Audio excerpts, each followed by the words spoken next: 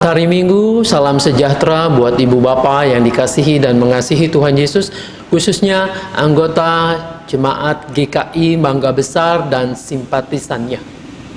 Pada hari ini kita akan beribadah dengan cara online. Saudara-saudara dapat mengikutinya di rumah saudara masing-masing.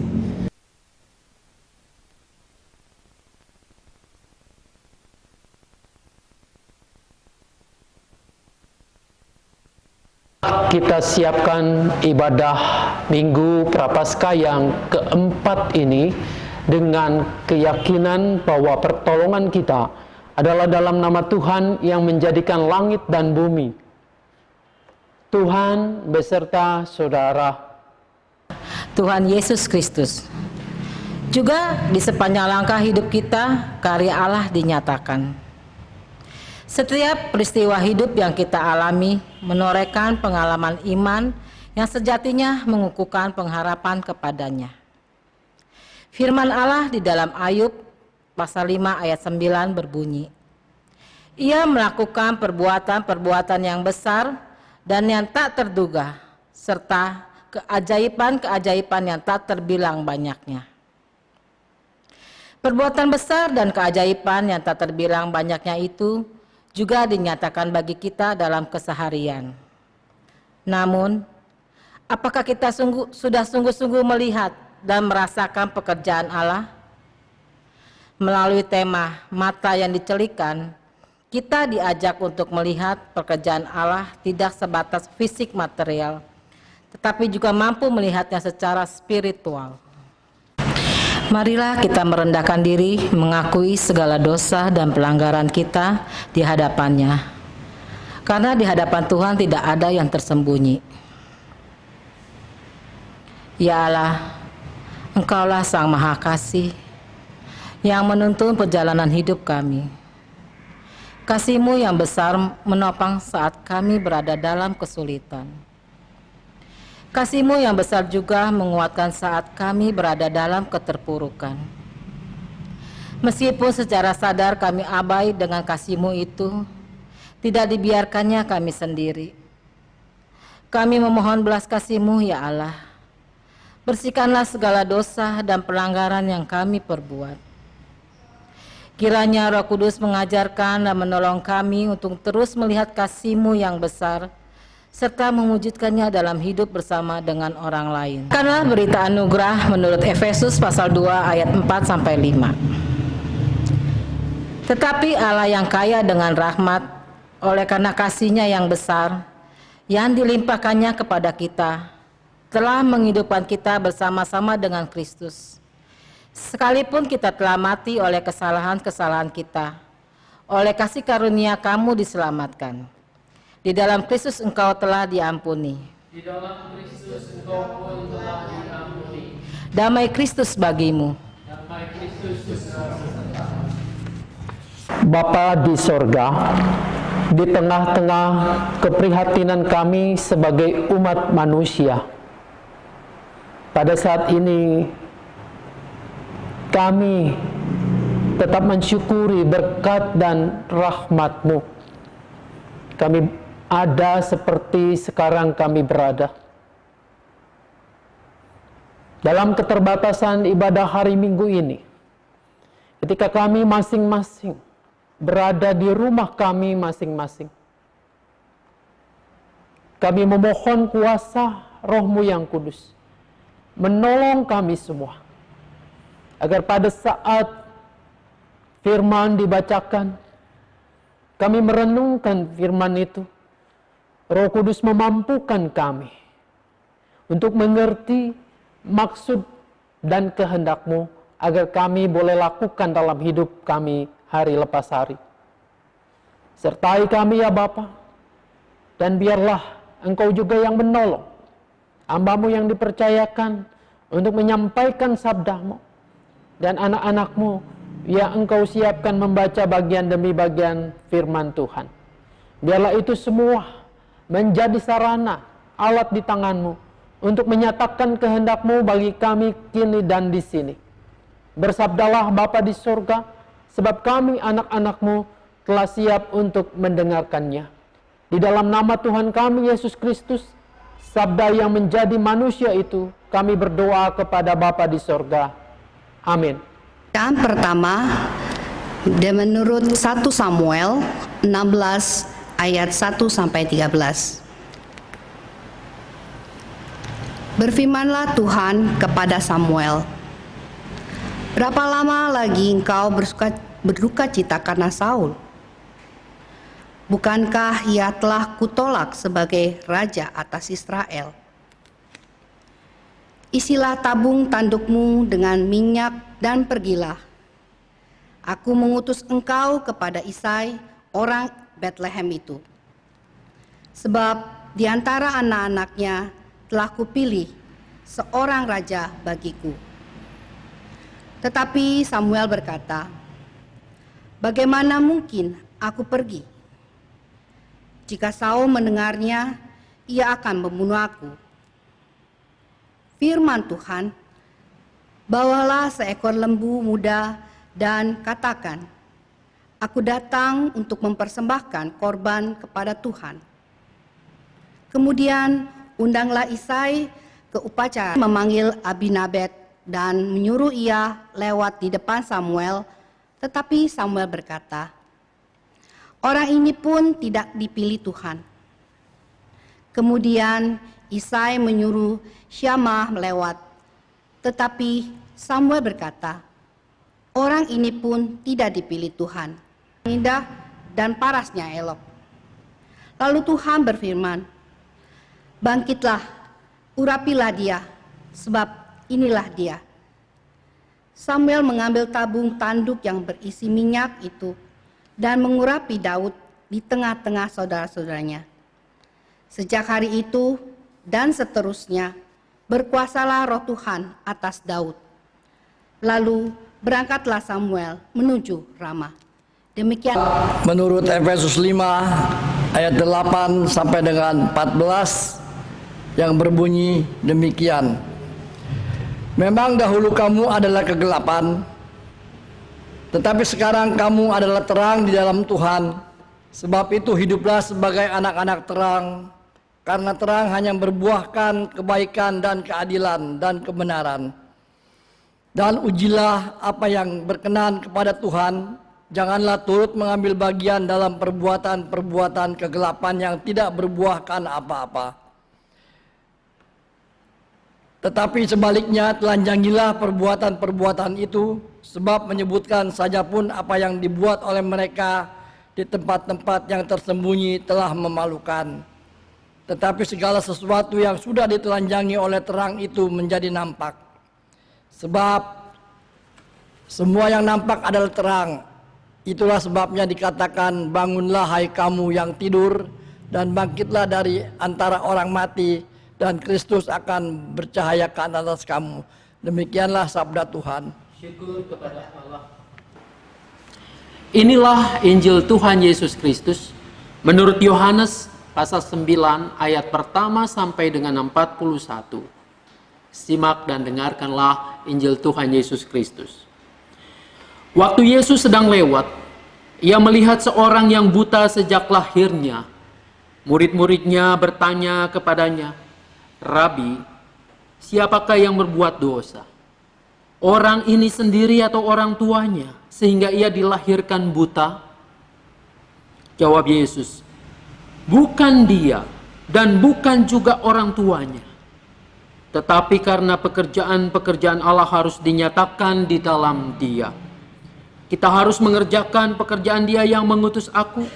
Selama masih siang, akan datang malam, di mana tidak ada seorang pun yang dapat bekerja.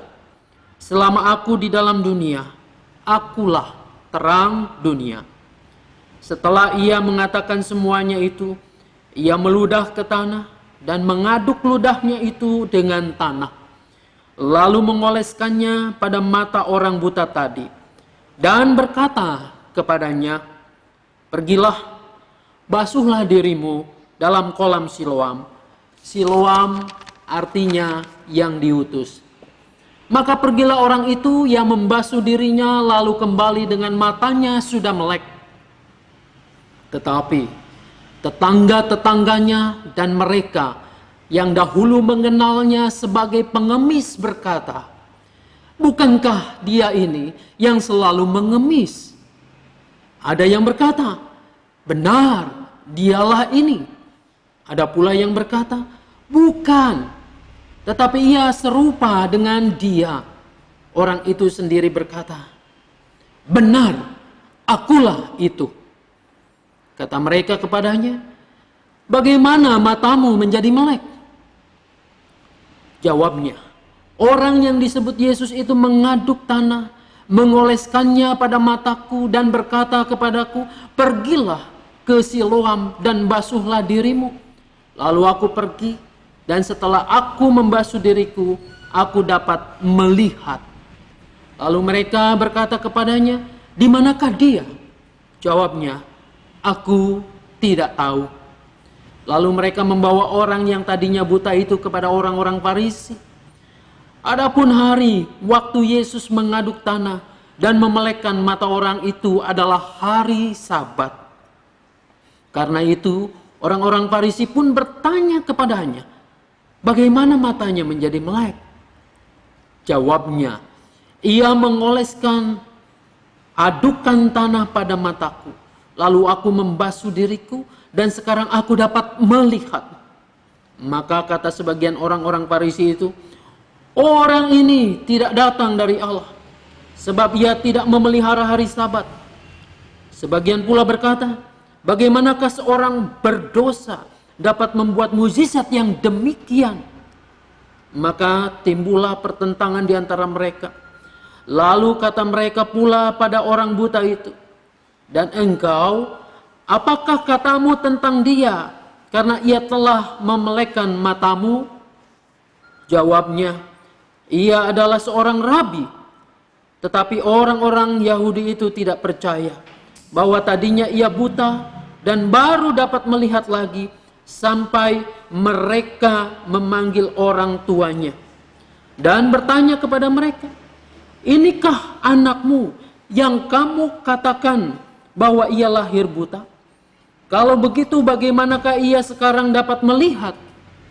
Jawab orang tua itu, "Yang kami tahu ialah bahwa dia ini anak kami dan bahwa ia lahir buta. Tetapi bagaimana ia sekarang dapat melihat, kami tidak tahu. Dan siapa yang memelekkan matanya, kami tidak tahu juga. Tanyakanlah kepadanya sendiri, ia sudah dewasa, ia dapat berkata-kata untuk dirinya sendiri."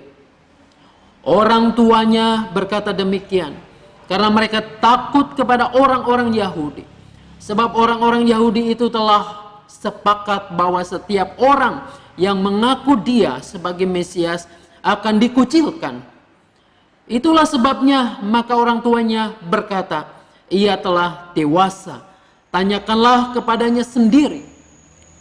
Lalu mereka memanggil sekali lagi orang yang tadinya buta itu dan berkata kepadanya, "Katakanlah kebenaran di hadapan Allah. Kami tahu bahwa orang itu berdosa." Jawabnya, "Apakah orang itu berdosa? Aku tidak tahu. Tetapi satu hal aku tahu, yaitu bahwa aku tadinya buta dan sekarang dapat melihat." Kata mereka kepadanya, "Apakah yang diperbuatnya kepadamu? Bagaimana ia memelekkan matamu?" Jawabnya, "Telah kukatakan kepadamu, dan kamu tidak mendengarkannya. Mengapa kamu hendak mendengarkannya lagi? Barangkali kamu mau menjadi muridnya juga."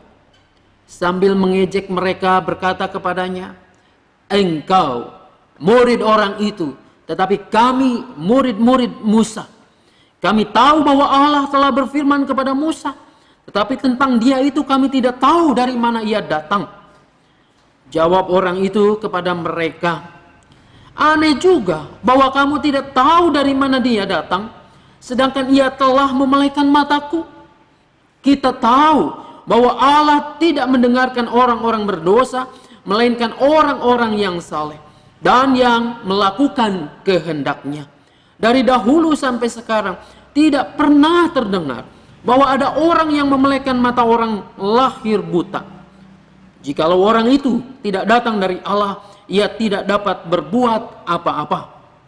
Jawab mereka, engkau ini lahir sama sekali dalam dosa, dan engkau hendak mengajar kami. Lalu mereka mengusir dia keluar. Yesus mendengar bahwa ia telah diusir keluar oleh mereka. Kemudian ia bertemu dengan dia dan berkata, percayakah engkau kepada Anak Manusia? Jawabnya, siapakah dia, Tuhan, supaya aku percaya kepadanya? Kata Yesus kepadanya, engkau bukan saja melihat dia, tetapi dia yang sedang berkata-kata dengan engkau, dialah itu. Katanya, aku percaya Tuhan. Lalu ia sujud menyembahnya. Kata Yesus, aku datang ke dalam dunia untuk menghakimi, supaya barang siapa yang tidak melihat dapat melihat, dan supaya barang siapa yang dapat melihat menjadi buta. Kata-kata itu terdengar oleh beberapa orang Farisi yang berada di situ, dan mereka berkata kepadanya, apakah itu berarti bahwa kami juga buta? Jawab Yesus kepada mereka, sekiranya kamu buta, kamu tidak berdosa. Tetapi karena kamu berkata, kami melihat, maka tetaplah dosamu. Sampai demikian jauh pembacaan Injil Tuhan Yesus Kristus. Tuhan Yesus berkata, yang berbahagia adalah setiap kita yang mau mendengarkan firman Allah dan memelihara, tentu dengan melakukannya. Hosana.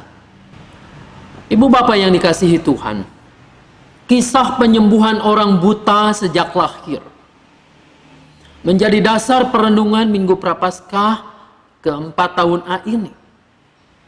Kisah itu dibuka dengan keterangan waktu Yesus sedang lewat. Di sana kita tidak menemukan penjelasan Yesus lewat di mana dan mau pergi kemana. Namun yang jelas dia sedang dalam perjalanan bersama-sama dengan para muridnya. Dalam perjalanan itu, Yesus melihat seorang yang buta sejak lahirnya. Ini menarik. Bagi kebanyakan orang, melakukan perjalanan dari satu tempat ke tempat lain, ke tempat tujuan. Mungkin juga kita yang terbiasa melakukan perjalanan dari rumah kita ke tempat pekerjaan. Maka jarang sekali kita memperhatikan dengan detail apa yang terjadi dalam perjalanan itu. Kita merasa bahwa tiba-tiba kita sudah sampai di tempat tujuan. Namun tidak dengan Yesus. Ia melihat seorang yang terpinggirkan. Seorang yang buta sejak lahirnya. Murid-muridnya bertanya. Barangkali pertanyaan ini juga merupakan pertanyaan yang diajukan oleh kita, oleh setiap agama, oleh setiap kebudayaan. Mengapa seorang lahir dengan kekurangan? Mengapa ia buta? Ia cacat. Lalu siapa yang bersalah? Bapak Ibu, seorang dokter Kristen pada suatu ketika bercerita bahwa ia menunggui pada waktu putrinya melahirkan. Dengan sabar ia menunggu. Lalu apa yang terjadi? Sang putri melahirkan anak yang cacat. Reaksi yang spontan adalah, salah apa yang saya lakukan terhadap Allah? Saudara-saudara, saya sudah berkali-kali mendengar pertanyaan seperti ini dari orang tua yang anak-anaknya terlahir dalam kondisi difabel. Mengapa kami? Mengapa harus dia yang terlahir demikian? Apakah difabel merupakan hukuman dari Allah karena dosa yang tersembunyi? Saudara-saudara, pikiran semacam itu hanya mungkin timbul kalau kita berpikir bahwa Allah itu seperti kita. Anda menyakiti saya. Sekarang saya akan membalas menyakiti Anda. Itulah hukum. Mata ganti mata, gigi ganti gigi.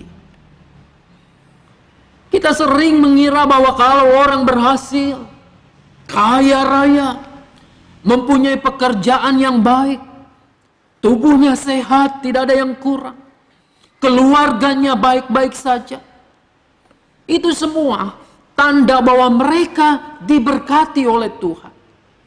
Sementara itu kegagalan, relasi dalam keluarga yang retak, kesehatan yang buruk, mungkin terkena dampak virus, itu pertanda bahwa ada sesuatu yang salah atau jelek dalam kehidupan mereka.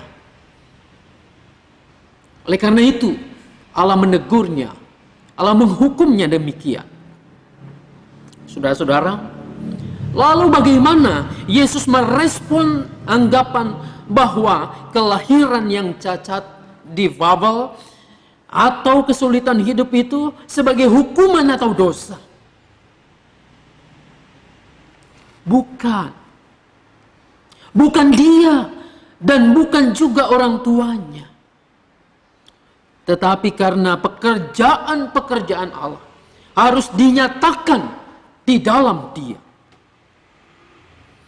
Orang-orang dengan kebutuhan khusus adalah seperti layaknya orang-orang lain, layaknya Anda, layaknya saya. Di mata Tuhan, setiap pribadi adalah istimewa dan penting. Orang yang buta ini juga teramat penting bagi Yesus sehingga memaksanya berhenti dari perjalanan. Setiap pribadi yang diciptakan oleh Allah mempunyai hati yang ringkih, rindu untuk mencintai dan dicintai serta dihargai. Kita masing-masing dilahirkan agar karya Allah dapat disempurnakan di dalam diri kita. Yesus, pribadi yang berbela rasa, benar-benar memperhatikan orang yang buta sejak lahirnya itu. Ia menyentuh orang itu. Ia menyembuhkan tidak hanya dengan kata-kata, tetapi dengan menyentuhnya. Suara dan sentuhan teramat penting bagi orang yang tidak dapat melihat. Sebab hanya dengan cara itulah orang-orang yang tidak dapat melihat ini mengenal situasi di sekelilingnya, bisa berkomunikasi dengan yang lain. Saudara-saudara, hanya dengan cara itulah si buta dapat disapa dan menyapa. Sentuhan juga adalah indera yang pertama dari kelima indera yang Tuhan anugerahkan kepada kita. Sentuhan adalah ungkapan kasih. Sentuhan menandakan bahwa Anda lahir, Anda ada. Menandakan kehadiran, kedekatan, dan kelembutan. Saudara-saudara, kelembutan adalah lawan dari kekerasan. Tidak mengungkapkan sikap posesif atau bujuk rayu, melainkan pemberian hidup. Saudara yang dikasihi dan mengasihi Tuhan Yesus, untuk hidup dan berkembang menjadi utuh, seorang bayi membutuhkan kelembutan. Seorang yang sakit membutuhkan kelembutan agar ia bisa percaya, agar ia mempunyai pengharapan. Kelembutan tidak pernah menyakiti orang yang lemah dan ringkih, namun menyatakan kepada mereka nilai keindahan mereka. Kelembutan mencakup sikap hormat, penghargaan. Yesus menyentuh pengemis buta dengan kasih dan hormat yang begitu mendalam. Saudara-saudara, mukjizat ini tentu saja menimbulkan keheranan. Para tetangga dan orang-orang lain yang mengenal pengemis buta ini mulai mempermasalahkannya. Mereka memperbincangkannya. Bukankah dia ini yang selalu mengemis? Lalu ada yang mengatakan, benar dia ini. Tapi sebagian yang lain mengatakan, bukan dia. Tetapi ia serupa dengan orang itu. Saudara-saudara, apa artinya percakapan ini? Percakapan ini merupakan gambaran keraguan, atau lebih tepatnya ketidakrelaan bahwa si orang yang buta sejak lahirnya ini kini telah bisa melihat. Sehingga kisah selanjutnya menegaskan itu semua. Mereka berbondong-bondong pergi menemui sekelompok orang Farisi. Saudara-saudara, apa yang terjadi ketika para tetangga orang banyak ini mengadukan, menceritakan kisah ini kepada mereka? Adakah mereka kemudian mengatakan, oh bersyukur ada orang yang buta sejak lahir lalu kini bisa melihat? Tidak demikian. Alih-alih bersyukur atas celiknya seorang buta, mereka menyelidiki mukjizat itu. Mereka mencari celah bagaimana dapat membatalkan mukjizat ini. Ibu bapak yang dikasihi dan mengasihi Tuhan Yesus, sangat tragis. Mungkin juga berlaku sebuah ungkapan yang mengatakan, senang melihat orang susah, dan susah untuk melihat orang yang sedang senang. Orang yang telah melek itu menjawab keraguan mereka. Benar, akulah dia. Benar, akulah yang buta dari lahir dan kini aku bisa melihat kembali. Orang yang dulunya buta itu menceritakan dengan persis apa yang dilakukan Yesus terhadap dirinya, sehingga kini ia bisa melihat. Namun orang-orang Farisi itu tidak puas. Mereka terus mencari-cari celah untuk membatalkan mukjizat itu. Mereka mengusut kejadian itu, dan ternyata mukjizat itu dilakukan pada hari Sabat. Saudara-saudara, di sini mereka menemukan celah itu. Mereka menyatakan bahwa jelas kalau demikian adanya, bahwa Yesus melakukan mukjizat, Yesus memulihkan orang yang buta itu pada hari Sabat. Jelas ini pertanda bahwa Yesus bukan berasal dari Allah. Sebab orang yang berasal dari Allah pasti ia akan menguduskan hari Sabat, akan memelihara hari Sabat dengan sebaik-baiknya. Namun yang terjadi adalah justru Yesus melakukan pekerjaan. Ibu bapak yang dikasihi Tuhan, usaha lain untuk membatalkan mukjizat itu adalah dengan menelusuri kebenaran. Apakah orang ini benar-benar buta sejak lahirnya atau tidak? Oleh karena itu mereka memanggil orang tua dari si buta yang sudah pulih itu. Mereka menginterogasinya. Inikah anakmu yang kamu katakan buta sejak lahir itu? Saudara-saudara, orang tuanya mengatakan, tanyakan saja kepada dirinya. Toh dia sudah dewasa, dia bisa mempertanggungjawabkan apa yang telah terjadi pada dirinya. Lalu kembalilah orang-orang Farisi itu menginterogasi si buta tadi yang telah melek tentang bagaimana Yesus memulihkannya.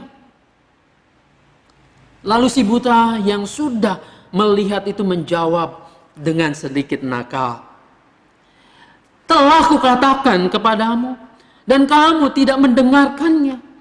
Mengapa kamu hendak mendengarkannya lagi? Barangkali kamu mau menjadi muridnya juga. Lalu mereka memakinya dan menjawab, engkau murid orang itu, tetapi kami murid-murid Musa.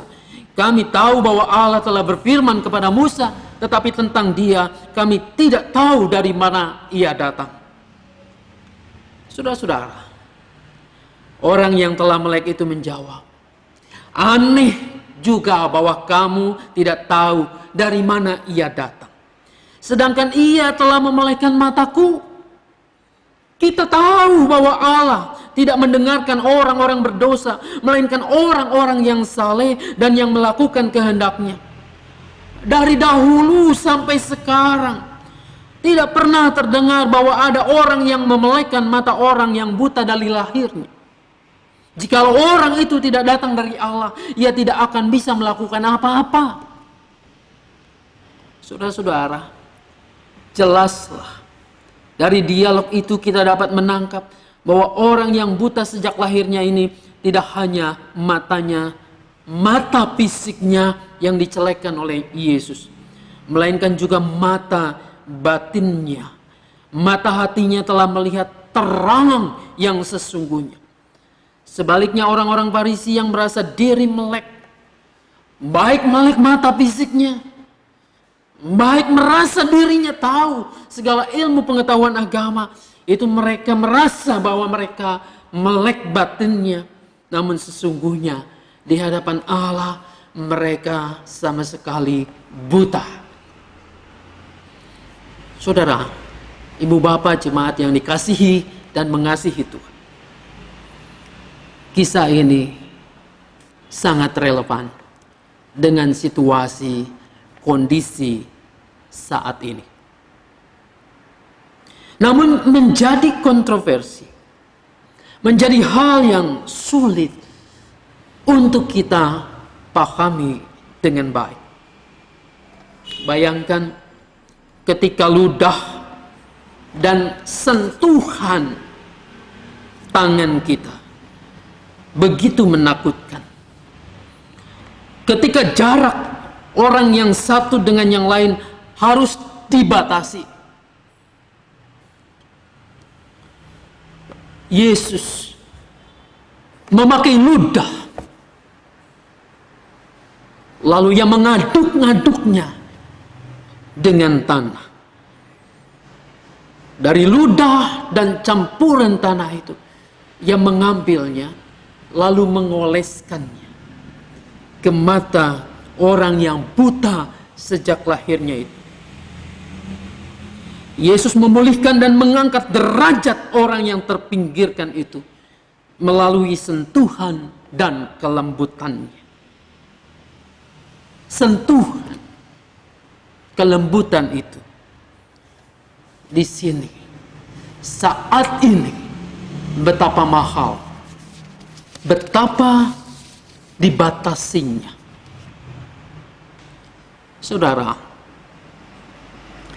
tentu saja ketika firman ini kita respon, kita telan secara harafiah, akan menjadi sangat sulit, menjadi dilematis, bahkan tidak mungkin untuk diteruskan oleh para pengikut Kristus. Kalau firman ini ditanggapi secara harafiah, kita akan jatuh pada ekstrim lain dari orang-orang Farisi itu. Bukankah ada aturan, bukankah ada ketentuan bahwa kita memang harus menjaga jarak? Aturan itu bisa dipakai untuk membelenggu kita, untuk tidak menyapa, untuk tidak menegur orang lain, bahkan untuk tidak menyentuh orang lain. Saudara-saudara, disinilah kita terjebak pada legalitas kaku syariat agama. Namun bukan itu yang Yesus mau. Kisah ini berkisah tentang bagaimana melihat realita, melihat kenyataan, dan melihat Yesus secara jelas pada zaman ini.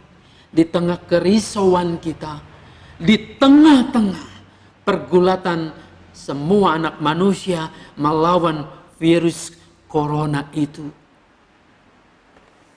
Saudara-saudara, apakah kita ingin mata kita terbuka terhadap kebenaran? Begitu sering kita tidak ingin melihat kebenaran dunia ini sebagaimana apa adanya. Begitu sering kita tidak ingin melihat dunia ini dengan ketidakadilannya, dengan kekerasan, dengan kebencian, dengan penindasan atas orang lemah dan kelompok minoritas, dengan marginalisasi, stereotip terhadap si penderita sakit dan malang itu. Saudara-saudara, dengan jurang antara kaya dan miskin begitu sangat lebar. Pada saat ini bisa saja ketika Anda orang kaya, Anda memisahkan diri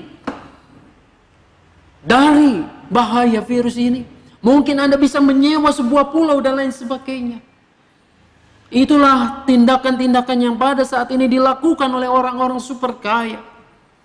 Saudara-saudara, apakah itu realita yang kita harus kembangkan pada saat ini? Saudara-saudara, mengapa kita takut akan realita, akan kebenaran?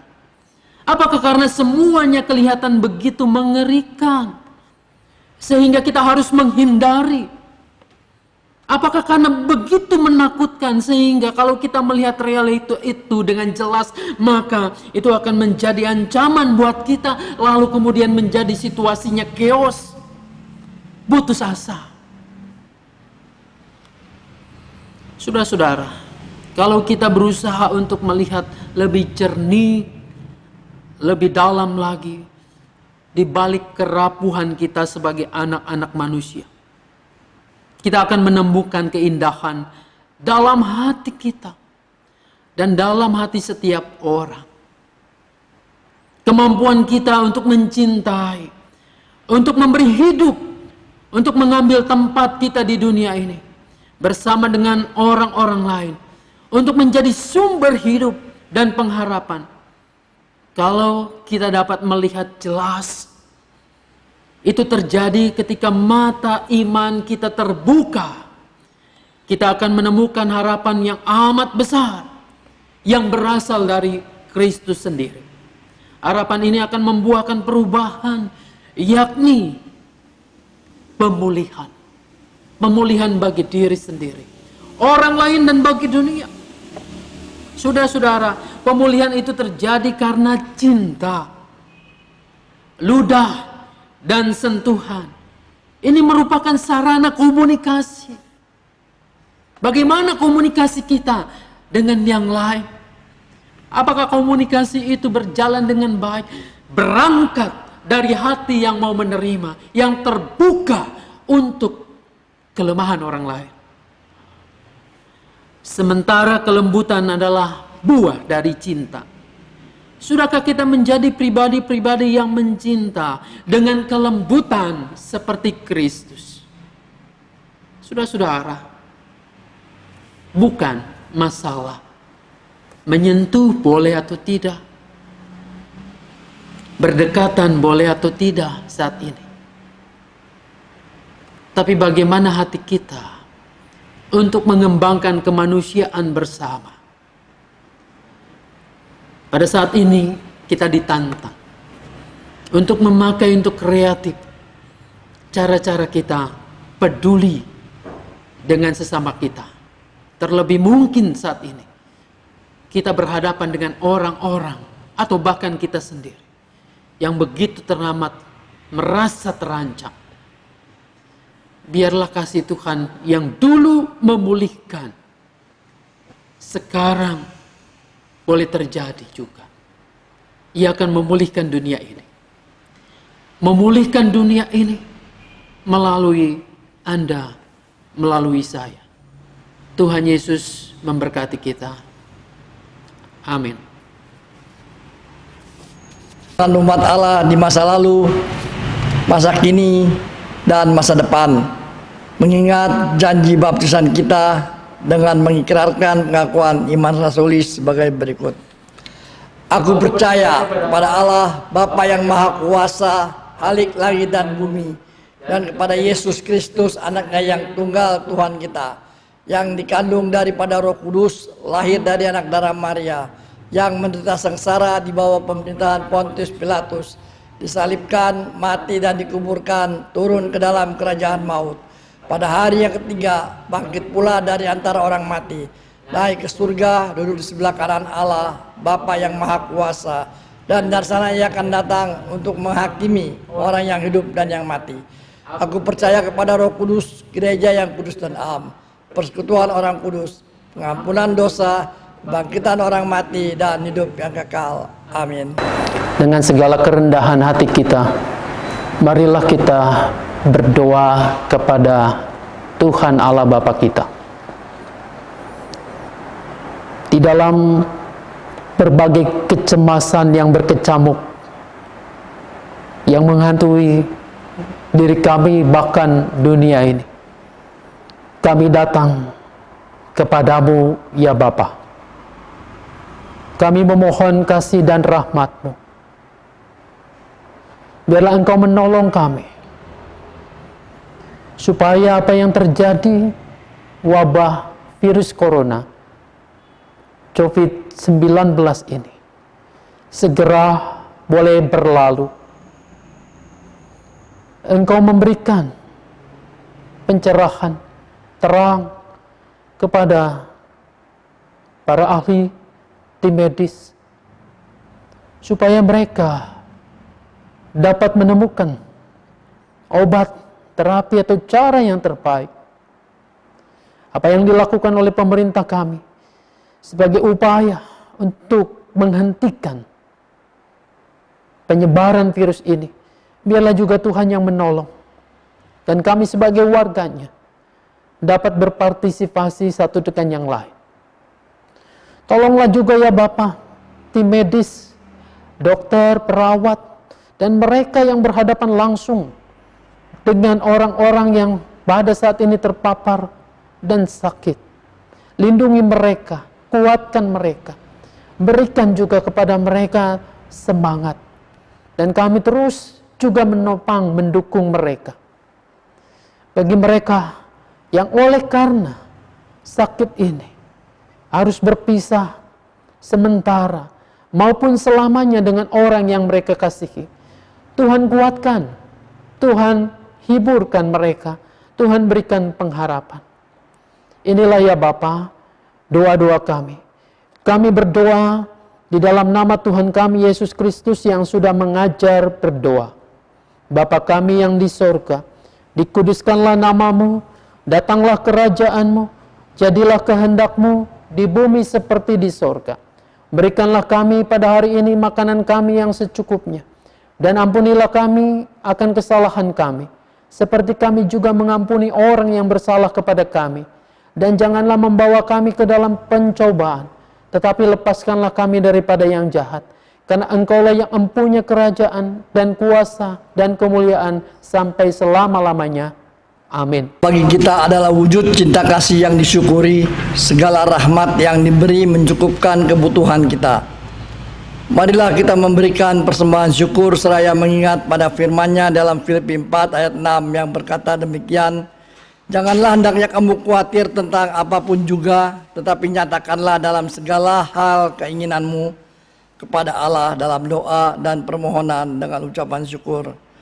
Persembahan syukur ini dapat melalui ditransfer ke rekening GKI Mangga Besar. Tuhan, Kami mengatakan hati kami kepada Tuhan. jadilah saksi Kristus. Syukur kepada Allah. Terpujilah Tuhan. Kini dan selamanya. Kini terimalah berkat Tuhan. Kiranya segala karya dan pekerjaan Allah Bapa melalui anaknya Tuhan kita Yesus Kristus dan di dalam persekutuan dengan Roh Kudus terjadi atas hidupmu, mengiringi di sepanjang ziarahmu, dan meneguhkan iman percayamu dari sekarang sampai selama-lamanya. Hosana. Amin.